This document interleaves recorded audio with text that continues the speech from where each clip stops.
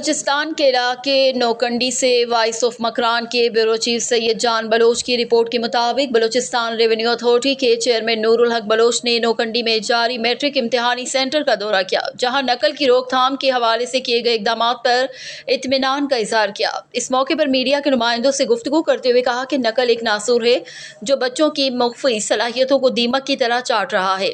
طلبہ و طالبات اپنے بہتر مستقبل کے لیے اس ناسور سے دور رہ کر محنت کریں اور اپنی صلاحیتوں سے اپنا لوہا منوائیں، کیونکہ قابلیت ہی آپ کو ہر میدان میں کامیابی دلانے میں کردار ادا کر سکتا ہے۔ انہوں نے کہا کہ نوکنڈی کے تعلیمی اداروں میں خالی اسامیوں کو پر کرنے پر ہنگامی اقدامات کی ضرورت ہے۔ انہوں نے کہا کہ امتحانی سینٹر میں بچے جوش و جذبے اور محنت سے پیپرز حل کرتے نظر آئے۔